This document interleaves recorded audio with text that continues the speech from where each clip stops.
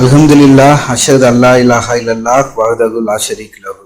புகழ்ச்சி கடவுளுக்குரியது, அவரை தவிர வேறு தெய்வம் இல்லை. இன்ஷா அல்லாஹ் இன்னைக்கு நம்ம பார்க்க போற subject the company you keep. அப்படின்னா நீங்க தேர்ந்தெடுக்கும் தோழமை. நம்ம என்ன யாரை நம்ம பக்கத்துல தேர்ந்தெடுக்கிறோம், நம்மளோட ஃப்ரெண்டா யாரை நம்ம அசைன் பண்ணிக்கிறோம், அந்த ஃபுல் ரைட்ஸ் எல்லாம் நம்மளுக்கு தான் கொடுத்துருக்காங்க.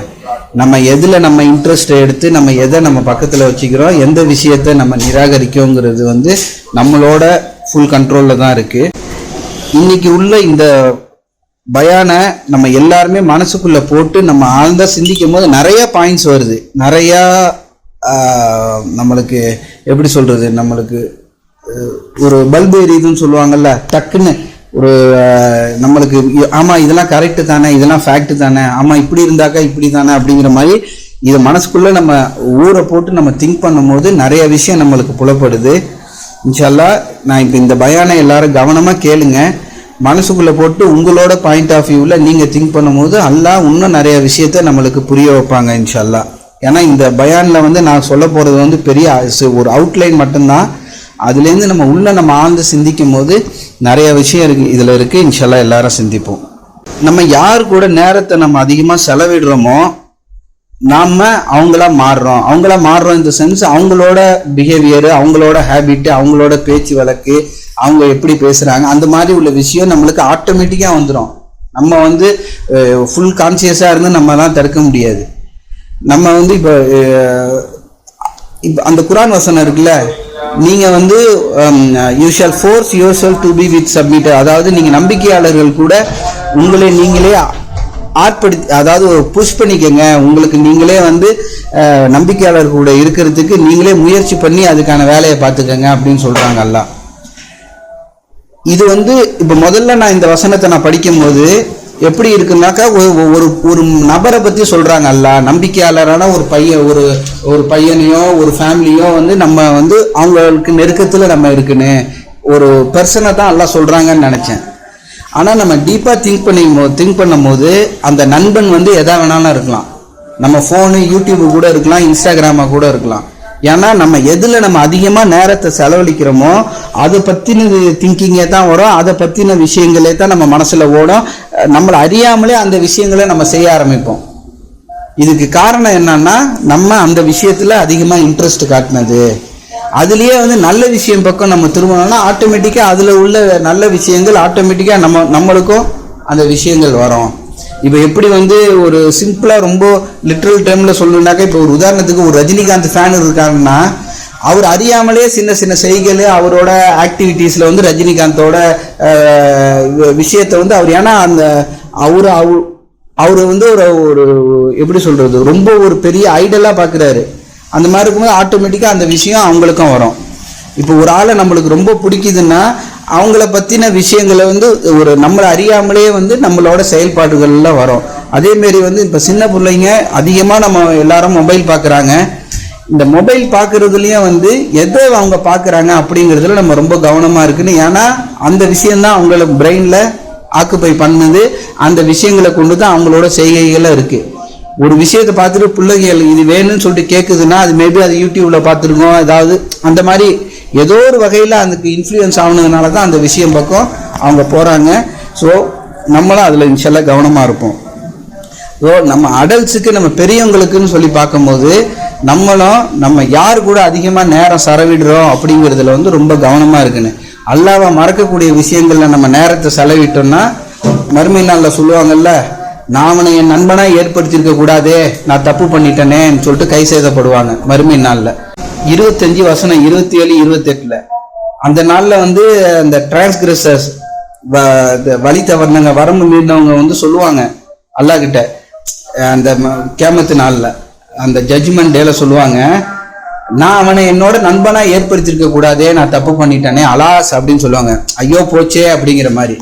ஏன்னா நம்ம நண்பனாக ஏற்படுத்திக்கிறது தான் இப்போ நம்ம ஏதாச்சும் ஒரு யூடியூப்பில் நம்ம பார்க்குறதோ இதோ நம்ம அதிகமாக அதில் நம்ம ஈடுபாடு வரும்போது நம்மளை அறியாமலே அந்த விஷயங்கள் வரும். இப்போ ஒரு 2 நாளைக்கு முன்னாடி நம்ம புள்ளவை பேசும்போது ஒரு வார்த்தை புள்ள பேசுனது நம்ம வீட்டில் நம்ம அந்த வார்த்தையை நம்ம சொல்லி யூஸ் பண்ண மாட்டோம். என்னன்னு பார்க்கும்போது ஆட்டோமேட்டிக்காக அவங்க அதிகமாக பார்க்குற அந்த யூடியூப் சேனல்லேருந்து இதுலேருந்து அது அவங்களுக்கு வந்துருச்சு. ஸோ நம்ம அதிகமாக நம்ம சின்ன பிள்ளைங்களுக்கும் சரி பெரியவங்களுக்கும் சரி நம்ம அதிகமாக எந்த சைடு நேரத்தை செலவழிக்கிறோமோ அதுதான் நம்மளோட நண்பனாக இருக்குது. அதை தான் நம்ம அதான் அந்த நண்பனோட ரிப்ளையே என்னவா இருக்கும்னா அந்த நேரத்தில் நான் ஜஸ்ட் இன்வைட் தான் பண்ணேன், நீ தான் அதை நான் சொல்கிறத கேட்டுக்கிட்ட. இது முதல்ல என்னோட அண்டர்ஸ்டாண்டிங் என்னவா இருந்துச்சுன்னா நம்மளோட ஜின் கம்பானியன் தான் சொல்லும், சைத்தானோட அந்த கம்பானியன் நம்ம கூடயே இருக்குல்ல, நம்மளை கெட்ட விஷயங்களை தூண்டிக்கிட்டு அதுதான் இந்த விஷயத்த சொல்லணும்னு நினச்சேன். ஆனால் நம்ம யூடியூப் சேனலும் அதாக இருக்கலாம், அந்த யூடியூப் சொல்லலாம் வறுமை நாளில். நான் ஜஸ்ட் அவனுக்கு ஃபீல்டில் ஜஸ்ட் இது தான் காட்டினேன். இன்ஸ்டாகிராமில் ஜஸ்ட் நான் அவனுக்கு டிஸ்பிளே தான் பண்ணேன், அவன் தான் அதை கிளிக் பண்ணி அதுக்குள்ளே அவனோட இன்ட்ரெஸ்ட்டை காட்டினான். இது எல்லாத்தையுமே நம்ம திங்க் பண்ணும்போது நம்மளுக்கு ரொம்ப பயமாக இருக்குது. நம்மளுக்கு டெக்னாலஜி இன்க்ரீஸ் ஆக நம்மளுக்கு எப்படி சப்மிஷன் எல்லாம் நம்மளுக்கு ஈஸியாக புரிய வச்சாங்க, சப்மிஷன் நான் கற்றுக்கிறதுக்கு எல்லாம் எவ்வளோக்கு எவ்வளோ ஈஸியாக ஆக்கியிருக்காங்களோ அதே மாதிரி இன்னொரு சைடு வெயிட்டேஜும் சைத்தானுக்கும் அதிகமான டூல்ஸு இன்ஃப்ளூயன்ஸ் இருக்குது. சைத்தானும் அதிகமான விஷயங்களை கொண்டு அவங்க கையிலேயே நிறைய ஆயுதம் வந்துருச்சு. நம்மளுக்கு டிஃபென்ஸுக்கு எல்லாம் நிறைய விஷயத்தை கற்றுக்கிறதுக்கு எல்லாம் கொடுத்தாலும் சைத்தானுக்கும் நிறைய ஆயுதம் இதெல்லாம் வந்துருச்சு. இந்த மாதிரி சோஷியல் மீடியா இதெல்லாம் இருக்கிறது, இதெல்லாம் நம்மளுக்கு இருந்த இன்ஃப்ளூயன்ஸை விட இப்போ பிள்ளைங்க இப்போ வளரும் போது இப்போ சின்ன பிள்ளையிலேயே இப்பயே இதெல்லாம் பார்க்குறாங்கன்னா இன்னும் அவங்க வளர வளர எந்த மாதிரிலாம் விஷயங்கள் வரப்போகுது அப்படிலாம் இருக்கும்போது நம்ம இப்பயே நம்ம பிள்ளைங்களுக்கு அந்த கேட்டை சொல்லி கொடுக்கணும். யாரை நீ நண்பனாக ஏற்றுக்கிறேங்கிறதுல ரொம்ப கவனமாயிரு. யாரை நீ சூஸ் பண்ணுறியோ, யாருக்கிட்ட நீ அதிகமாக நேரம் செலவு பண்ணுறியோ அவங்களோட திங்கிங் தான் உனக்கும் வரும் அப்படிங்கிறத நம்மளை ரொம்ப பேசிக்காகவே பிள்ளைங்களுக்கு நம்ம இன்ஷால்லா சொல்லி கொடுப்போம். ஸோ மறுமை நாளில் 2 விஷயத்தை நம்ம இப்போ பார்த்தோம். ஒன்று கை செய்தப்படுவாங்க, நான் அவனை நண்பனாக ஏற்றிருக்க கூடாதே அப்படின்ட்டு. இன்னொன்று அந்த நண்பன் சொல்லும், நான் அவனை ஃபுல்லாக தப்பு பண்ண இது பண்ணல, நான் ஜஸ்ட் இன்வைட் தான் பண்ணேன், he is the one who accepted it, அவன் தான் அதை தேர்ந்தெடுத்து என்னோட வலையில் விழுந்தான், நான் ஜஸ்ட் வலையை தான் விரித்தேன் அப்படிங்கிற மாதிரி அவங்களோட ரிப்ளை இருக்கும்.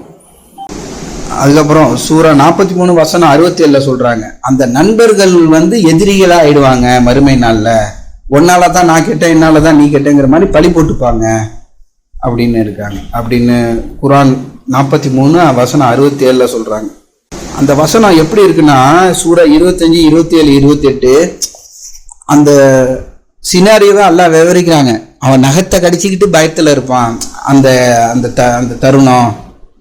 அப்போ அவன் சொல்லுவான், ஐயோ நான் தூதர் அதாவது நல்ல விஷயம் என்கிட்ட வரும்போது அதை நான் ஏற்றிருக்கணுமே, நான் தப்பான முடிவு எடுத்துட்டேனே அப்படின்னு. ஸோ நம்மளுக்கு நல்ல விஷயம் வரும்போது நம்மளுக்கு தெரியும் அது நல்ல விஷயம்னு, அதை நம்ம ஏற்றுக்கிறோமா ஏற்றுக்கலையாங்கிறது நம்மளோட ஈகோ நம்மளோட ஓன் டிசிஷனில் தான் இருக்குது. சில நேரம் நல்ல விஷயத்த ஒரு ஆள் சொல்லும் போது என்ன நீ சொல்லினா நான் கேட்கணுங்கிற அவசியம் இல்லை அப்படிங்கிற மாதிரி உள்ள ரிப்ளை வந்துச்சுன்னா அது நம்மளோட ஈகோ தான்.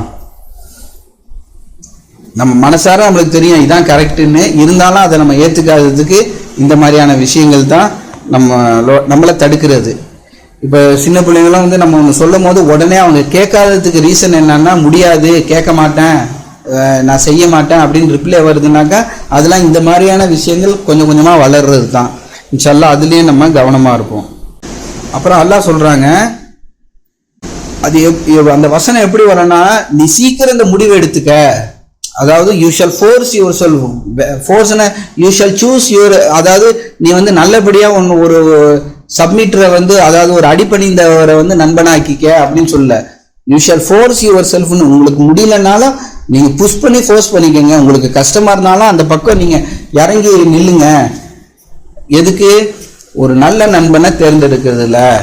அது நம்மளுக்கு மேபி ஒரு கம்ஃபர்ட் இருக்கலாம், ஒரு கெட்ட விஷயத்த பார்க்கறதுலையோ ஒரு தப்பான ஃப்ரெண்டு நம்மளுக்கு கூட இருக்கிறதுலையோ ஒரு கம்ஃபர்ட் இருக்கலாம். மேபி அவன் மூலியமா நம்மளுக்கு ஃபினான்ஷியல் ஹெல்ப் கிடைக்கலாம், இல்லை அவன் மூலியமா ஏதாச்சும் ஒரு நல்லது நடக்கணுங்கிற எண்ணம் இருக்கலாம்.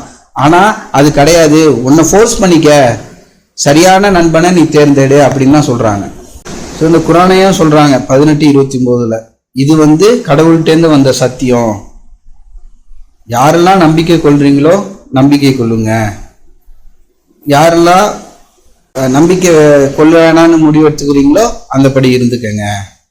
அல்லாஹ் இந்த இடத்துல நம்மளை கெஸ் பண்ண விடல, நம்மளுக்கு கிளீனா அல்லாஹ் சொல்றாங்க.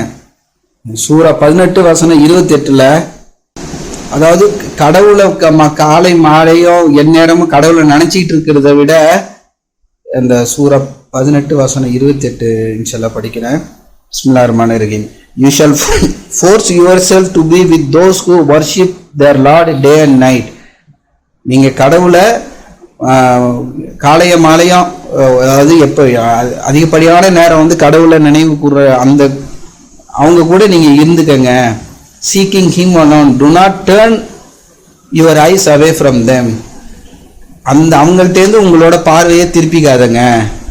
Seeking the vanities of the world, இந்த உலக அலங்காரத்திலிருந்து அந்த கவனம் சிதறிடாதீங்க. நீங்க கடவுள் பக்கம் உங்க பார்வையை திருப்பிக்கங்க. Nor shall you obey one whose heart be rendered oblivious to our message. கடவுளோட வார்த்தைகளை இருந்து விலகிய அந்த அவங்களோட பக்கம் நீங்க சாஞ்சிடாதீங்க அப்படின்னு சொல்லிட்டு அந்த வசனத்துல அல்லாஹ் வந்து அந்த முக்கியத்துவத்தை அல்லாஹ் சொல்றாங்க. அப்புறம் வந்து இந்த அவங்க யாருன்னா, pursue his own desire and whose priorities are confused. அவங்களோட சொந்த பிரியங்கள், டிசையர்ஸை மட்டும் ஃபாலோ பண்றவங்க, அவங்களோட முக்கியத்துவம் எதுங்கிறத, ப்ரையாரிட்டிஸை எது மேலே எது கீழே எதுக்கு முக்கியத்துவம் கொடுக்கணுங்கிறத கன்ஃபியூஷனில் இருக்கிறவங்க பக்கம் இருந்தாதீங்க அப்படின்னு சொல்கிறாங்க அல்லாஹ்.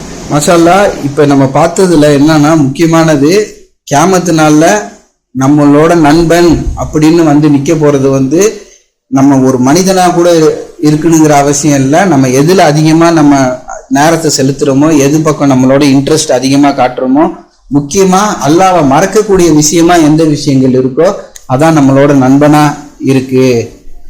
மறுமையில வந்து ஒரு இப்போ இப்போ இப்போ எத்தனையோ தடவை நம்ம சொல்லுவோம், நம்ம வந்து எப்பயாவது நைட்டு லேட்டாக படம் பார்த்துட்டு படுத்துறாக்கா காலையில் ஃபஜ்ர் தொழுவைக்கு நம்மளுக்கு கஷ்டமாக இருக்குது, சில நேரம் மிஸ் ஆகிடுதுன்றாக்கா அந்த நைட்டு ரொம்ப லேட் வரைக்கும் இல்லாமல் நம்மளே நம்ம அது ஃபோர்ஸ் பண்ணிக்கினேன், ஸ்டாப் பண்ணிக்கினேன்.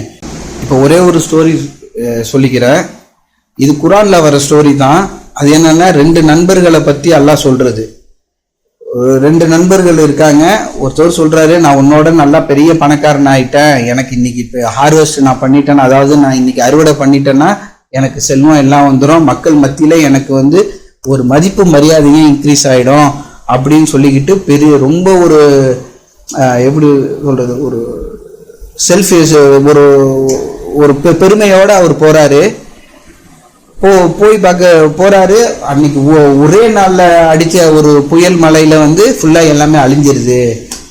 அந்த நேரத்துல அவரோட ஃப்ரெண்டு என்ன சொல்றாருன்னா, நீ நுழையும் போது வந்து இது அல்லாஹ் எனக்கு கொடுத்த அருட்கொடை, அல்லாஹ்வை நீ நினைவு கூர்ந்திருக்குன்னு, நீ அதை மறந்துட்ட அப்படிங்கிறத சொல்றாரு.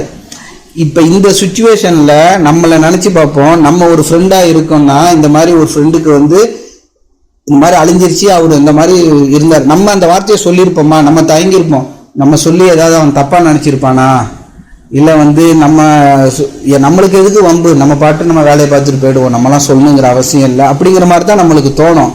ஆனா வந்து உண்மையான நண்பன் யாரா இருக்காங்கன்னா, அவன் தப்பா நினைச்சுப்பான், இது வந்து ஒரு ஆக்வர்டு கம்ஃபர்ட், இது டிஸ்கம்ஃபோர்ட்டா இருக்கும் அப்படிங்கிற, அதாவது தன்னோட நண்பனுக்கு வந்து இது வந்து ஒரு அவனை எதிர்த்து பேசுற மாதிரி இருக்கும், அவனுக்கு பயந்துகிட்டுலாம் இவங்க சும்மா இல்லை, ஓப்பனா சொல்றாங்க, நீ வந்து கடவுளை நினைவு கொண்டு. அதுக்கப்புறம் அந்த நண்பனை ரியலைஸ் பண்றாங்க, ஆமா நான் சொல்லி இருந்திருக்குன்னு அப்படின்னு சொல்லிட்டு அந்த ரியலைஸ் பண்றாங்க. ஸோ நம்ம வந்து ஒரு உண்மையான நண்பனாக இருந்தோம்னா, நம்மளும் வந்து நம்மளோட ஃப்ரெண்டோ யாரோ வந்து ஒரு விஷயம் தப்பு பண்ணுறாங்க அப்படின்றாங்க, கனிவான முறை, அவரும் வந்து ரொம்ப திட்டிலாம் சொல்லல, கனிவான முறையில் சரியான விஷயத்த பாயிண்ட் அவுட் பண்ணுறது. இதுதான் வந்து இன்னொரு வகையில் அல்லாஹ் சொல்கிறாங்கல்ல, உங்களோட நண்பனை சரியாக தேர்ந்தெடுத்துக்கங்க. இந்த மாதிரி நண்பர்கள் நம்ம சுற்றி இருந்தாங்கன்னா நம்ம தப்பு பண்ணும் போது கிளீனாக நம்மளை டைரக்ட் பண்ணுறதுக்கும் சரியான ஆளாக இருப்பாங்க. ஸோ நம்மளோட ஃப்ரெண்ட்ஸை நம்ம சூஸ் பண்ணுறது வந்து ரொம்ப கவனமாக இருக்குன்னு. அந்த ஃப்ரெண்ட்ஸு வந்து பர்சனாக கூட இருக்கணும்னு அவசியம் இல்லை. நீ பார்க்குற யூடியூப் சேனலாக இருக்கலாம், இல்லை நீ விளையாடுற கேமாக இருக்கலாம், எதை வேணாலும் இருக்கலாம். ஸோ அந்த விஷயம் வந்து அல்லாஹ்வை மறக்கிறதுக்கு, இப்போ நீங்களாம் வந்து இடையில கேட்டாக்கா நீங்கள் விளையாடிட்டு வருவீங்க, தொழுதிங்கன்னான்னு கேட்டாக்கா தொழுவலன்னு சொல்கிறாங்க. தொழுவையை மறக்கக்கூடிய விஷயங்களா இருக்கக்கூடாது. தொழுதுட்டும் அந்த விளையாட்டு அந்த இதெல்லாம் நீங்கள் பண்ணலாம். இன்ஷா அல்லாஹ் அதில் வந்து ரொம்ப கவனமாக இருங்க. இன்ஷா அல்லாஹ் தொடர்ந்து பார்ப்போம். தூபிலல்லா பாவ மன்னிப்பு கேட்போம். அல்ஹம்துலில்லாஹ் அஷ்ஹது அல்லா இலாஹா இல்லல்லாஹ் வஹ்தஹு லா ஷரீக லஹு. புகழ்ச்சி கடவுளுக்குரியது, அவரை தவிர வேறு தெய்வம் இல்லை. இப்போ அந்த தோட்டம், அந்த 2 நண்பர்கள் பேசிக்கிட்ட அந்த இதை பற்றி பார்த்தோம். அது சூரா 18 வசனம் 37, 38, 39. அதுக்கப்புறம் 42ல் அவர் என்ன சொல்றாருன்னா, சூரா 18 வசனம் 42ல் அவர் நண்பர் சொல்றதை அவர் அக்செப்ட் பண்ணிக்கிட்டு சொல்றாரு, I wish I never set up my property as my god beside my lord. என்னோட சொத்தை நான் கடவுளோட அதிகமாக நான் நினச்சிருக்க கூடாது, அதை நான் இணை தெய்வமாக ஆக்கிக்கிட்டேனே அப்படின்னு சொல்லிட்டு வருத்தப்பட்டு அதை ரியலைஸ் பண்ணுறாரு. அந்த கான்வர்சேஷன் எப்படி போகும்னா, அதுலேயே நம்ம டீப்பாக திங்க் பண்ணி பார்க்கலாம். இந்த 18:34 நான் உன்னை விட பெரிய பணக்காரன் ஆயிட்டேன், உன்னை விட நம்ம மக்கள் மத்தியில் அதிக செல்வந்தன் ஆயிட்டேன், அதிக எனக்கு அத்தாரிட்டி வந்துருச்சுங்கிற மாதிரி அவர் பேசுவார். அதுக்கப்புறம் ஊர் மக்கள்லாம் என்னை இன்னும் நல்லா ரெஸ்பெக்ட் பண்ணுன்னு, ஏன்னா எனக்கு இப்போ நிறையா செல்வம் வந்துருச்சு அப்படிங்கிற அந்த பெருமையிலே இருப்பார். அப்படிப்பட்ட ஒரு ஆள்கிட்ட இப்போ நம்ம அந்த மாதிரி பேசியிருப்போமாங்கிறது பெரிய டவுட்டு தான். நிச்சயமாக நம்ம அந்த மாதிரி பேசியிருக்க மாட்டோம். எதுக்கு நம்ம சொல்லி அவன் ஏதாவது நம்ம மேலே கோவப்பட்டுருவான், நம்ம சொல்லி அவங்களுக்கும் நம்மளுக்கும் உள்ள உறவு முறிஞ்சிரும் அப்படிங்கிற மாதிரி நம்ம நினைப்போம். பட் ஆனால் அந்த சரியான நம்பிக்கையாளராக இருக்கிற அந்த நண்பர் நினைவுபடுத்துறாரு, அதையும் அவர் ரியலைஸ் பண்றாரு அப்படிங்கிறது தான் இந்த குரான் சொல்லுது. நம்ம எப்படி வேணுமோ நினைப்போம், நம்மளோட இது நம்ம சொல்லிடுவோம், அதுக்கப்புறம் மேபி அவங்க சொன்ன நேரத்தில் அவர் ரியலைஸ் பண்ணலனாலும் அதுக்கப்புறம் அதை ரியலைஸ் பண்ணிக்கலாம். ஆமாம், என் நண்பன் அன்னைக்கு சொன்ன அதை நான் கடவுளுக்கு நிகராக அந்த இதை ஏற்படுத்தியிருக்க கூடாதுங்கிறத. ஸோ அது மாதிரி நம்ம உண்மையான நண்பனாக இருந்தால் நம்ம ஃப்ரெண்ட்ஸையும் நம்ம சரியான விஷயத்த கரெக்டாக பாயிண்ட் அவுட் பண்ணணும், அது அழகான முறையில். இன்னொரு ஸ்டோரி சொல்கிறேன். இது குரான்லேருந்து வந்த ஸ்டோரி கிடையாது. இது என்னன்னா, இப்போ ஒரு விவசாயி இருக்காரு, அவர் ஒரே கூடையிலேருந்து 2 விதையை எடுக்கிறாரு. ஒரு உதாரணத்துக்கு மாமரம்னு வச்சுப்போம், 2 விதையை எடுக்கிறாரு. ஒன்று நல்லா செழிப்பான மண், நல்ல ஒரு சரௌண்டிங்கில் அழகான நல்ல வளமான மண், இப்போ நீரோட்டம் அழகாக தண்ணி இருக்கக்கூடிய இடத்துல, சரியான இடத்துல, நல்ல தண்ணி இருக்கிற இடத்துல பிளான் பண்ணுறாரு. இன்னொரு விதையை ஒரு முள்ளு செடி அந்த மாதிரி உள்ளது, ஒழுங்கான ரொம்ப ஒரு நல்ல ஒரு வளமான மண்ணாக இல்லாத இடத்துல இன்னொரு இதையும் போடுறாரு. வருஷம் பாஸ் ஆகுது. கொஞ்ச நாளைக்கு அப்புறம் 2மே வளருது. ஒன்று நல்ல ஸ்வீட்டான நல்ல ஒரு மாம்பழத்தை அறுவடையாக தருது. இன்னொன்று ஒரு மரமே ஒழுங்கா இல்லை, ஒரு குறுக்கடாக இருக்க, ஒரு ஒழுங்கான இதாக இல்லை, மாம்பழமும் ரொம்ப ஒரு கசப்பாக ரொம்ப ஒரு ஒழுங்கான ஒரு டேஸ்டில் இல்லை. அப்படிங்கும் போது அந்த மக்கள் சொல்கிறாங்க, என்ன 2மே ஒரே டைப்பு தானே, ஒரே நேரத்தில் தானே நீங்கள் விதைச்சிங்க, எதனால் இது இப்படி வந்திருக்கு இது இப்படி வந்திருக்குன்றதும் அது எந்த சரௌண்டிங்கில் இருந்துச்சு அப்படிங்கிறது தான் இதில் மேட்டரு. ஒரு இதை நான் நல்லபடியாக பராமரித்தேன், ஒரு நல்ல சரௌண்டிங்கில் வச்சுருந்தேன். இன்னொன்று இதை ஒரு நல்ல சரௌண்டிங்கில் இல்லை, அதை சுற்றி உள்ளது எல்லாம் ஒரு கசப்புத்தன்மை உடைய ஒரு முள் செடி மாதிரியான ஒரு விஷயங்களாக இருந்துச்சு. அதனால் அந்த சர்க்கிளில் அது வளர்ந்ததுனால அதுக்கு அந்த தன்மை வந்துருச்சு அப்படின்னு சொல்கிறாங்க. இதே இதை தான் நான் பிள்ளைகளுக்கும் நம்ம நினச்சி பார்க்கணும், அவங்க எந்த சரௌண்டிங்கில் இருக்காங்க அப்படிங்கிறத. அதுவும் இல்லாமல் அந்த விவசாயியே இன்னொரு முக்கியமான பாயிண்ட்டை சொல்கிறாரு, இந்த மரங்களுக்கு அது எந்த இடத்துல விதைக்கிறோம் அப்படிங்கிறதுல அது சூஸ் பண்ண முடியாது, ஆனால் நீனும் நானும் சூஸ் பண்ணிக்கலாம்.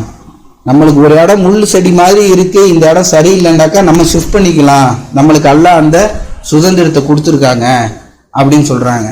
ஸோ இதையும் நம்ம டீப்பாக மனசுக்குள்ளே போட்டு நம்ம திங்க் பண்ணி பார்க்கணும். நம்ம சரியான இடத்துல சரியான சூழ்நிலையில் தான் இருக்கோமா, நம்ம தப்பான விஷயங்கள் பக்கம் வளர்றோமா, நம்மளோட பிள்ளைங்களும் சரியான விஷயங்கள் பக்கம் தான் இருக்காங்களா, இல்லைன்னா அவங்கள வேற அவங்களோட விஷயத்தை அவங்களோட ஃபோக்கஸ் வேற பக்கம் டைவர்ட் பண்ணணும் அப்படிங்கிறதையும் நம்ம இன்ஷால்லா கவனிப்போம். இது நம்மளுக்கும் ரொம்ப நல்லா பொருந்தும். நம்ம சரியான விஷயங்கள் பற்றி தான் விஷயங்கள் சுற்றி தான் இருக்கா, நம்ம ஒரு நல்ல மண்ணில் அந்த மாம்பழம் எப்படி ஒரு நல்ல தன்மையில் வளருதோ அந்த மாதிரியான சூழ்நிலையில் தான் நம்மளும் இருக்குமா அப்படிங்கிறத நம்ம வெரிஃபை பண்ணி பார்த்துப்போம் இன்ஷா அல்லாஹ்.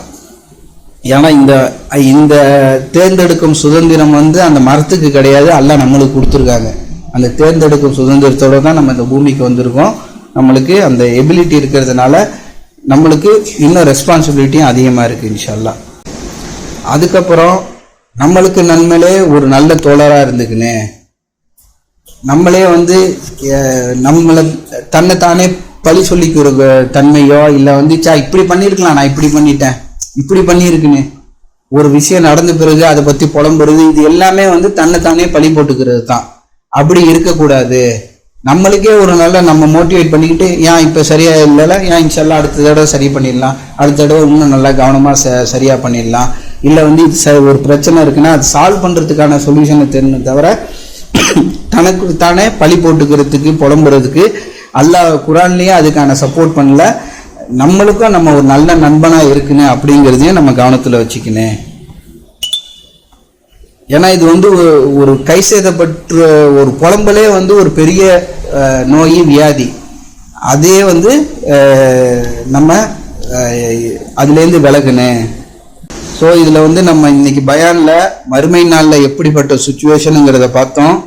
யாரை நண்பனாக தேர்ந்தெடுக்கிறோமோ அந்த நண்பனும் சாட்சியாக வரப்போகுது. நான் அதை சொல்கிறது வந்து நான் இவனால தான் நான் கெட்டு போனேன்னு சொல்லிட்டு நம்ம கம்ப்ளைண்ட் பண்ணுவோம். அதுக்கு நம்ம இல்லை, அதாவது வழி தவறியவர்கள் வந்து சொல்லுவாங்க, மனிதர்கள் வந்து கம்ப்ளைண்ட் பண்ணுவாங்க.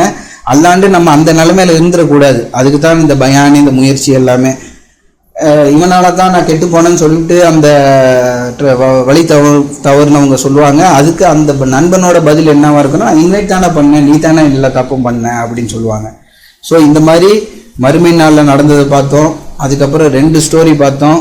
ஒரு சரியான நண்பனாக இருந்தால் எப்படி இருக்குன்னு அல்லாஹ்வை நினைவு கூறுதலை ரிமைண்ட் பண்ணுறது, சரியான விஷயங்களை சொல்கிறது, அவங்க தப்பாக நினைக்க மாட்டாங்கங்கிறதுல சரியான விஷயத்த சரியான டோனில், அதாவது சரியான வார்த்தைகளை பயன்படுத்தி ஒழுங்கான கனிவான முறையில் சொல்கிறது. அடுத்தது இந்த மரம் ஸ்டோரியை பார்த்தோம். ஒரு மரம் வந்து நல்ல இடத்துல வளர்றது, இன்னொரு மரம் ஒரு சத்து இல்லாத ஒரு இதில் வளர்றது வந்து எப்படி அது அவுட்புட்டை கொடுக்குறதுங்கிறதுல நம்மளுக்கு அந்த ஸ்டோரி எக்ஸாம்பிளை பார்த்தோம். ஸோ நம்ம சரியான விஷயங்கள் அதே மாதிரி நம்ம பிள்ளைங்களுக்கும் ஒரு சரியான சுச்சுவேஷன் அமைச்சு கொடுக்கறது நம்ம பொறுப்பு. நம்மளும் சரியான விஷயங்கள் சரியான இதில் சுற்றுப்புறத்தில் தான் இருக்கமாங்கிறதையும் நம்ம வெரிஃபை பண்ணி பார்த்துப்போம். ஓகே, தொழுகையில் நிலைநாட்டுவோம்.